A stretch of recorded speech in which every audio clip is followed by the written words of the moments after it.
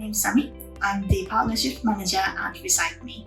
And I was born and raised in Japan and came to the UK to study at a university.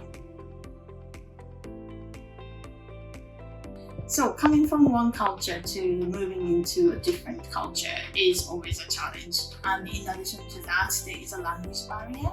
And I was growing up surrounded by Japanese and obviously watching A-Team program that was all dubbed in Japanese, and I assumed everybody else around the globe speaks Japanese, but that wasn't the case obviously.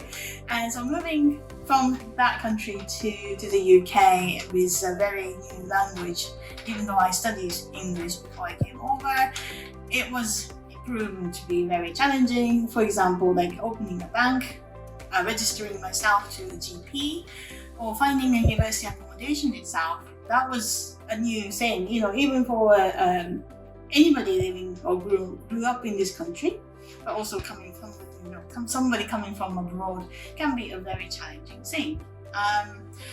But you do overcome these challenges by just throwing myself, immerse myself with, meeting different people and different circle of, the society, clubs, sports, football clubs or different bunch of people, and just mingle, and then just you kind of remove these barriers one by one. And here we are. I've been working with international people as coming from all walks of life from all over the world. I do speak Japanese, and now I speak English, and I used to speak a little bit of German. I used to have a conversation, but if you don't use the language, you do get rusty. So I would say English and Japanese are my two main languages currently. When I first came over, we didn't have I didn't have a mobile phone, but the mobile phone was just for simply just make calls or send text. We didn't have anything like a Google search, for example. The internet wasn't as high speed. You would dial up, if you know what I'm talking about. So things have moved on. I did use, the dictionary a lot when I was learning a new language. But then nowadays, things all the technologies, if you want to learn a language, there's an app for that. If you want to look up a language in your own, word in your own language, there's a search function on your phone or tablet, whatever it is. So things are more accessible in that sense. So having said that, now the moving around the world is so much easier. So even I speak English and Japanese. If I traveled somewhere, some countries which neither of these languages are their main language, I always find it difficult to navigate. Even buying a ticket on the ticket machine for a metro or looking for a direction, it could be a barrier for me. And so English-speaking people also face that barrier in these countries, and vice versa.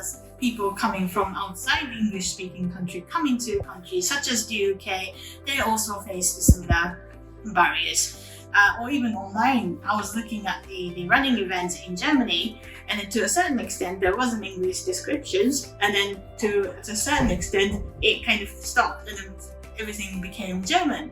So for somebody like me, I could understand a little bit of that, but for other runners, they may struggle. So these, these scenario could extend to the wide world and covering pretty much everybody. So experiencing different cultures and different countries, and mingling with people in the local area.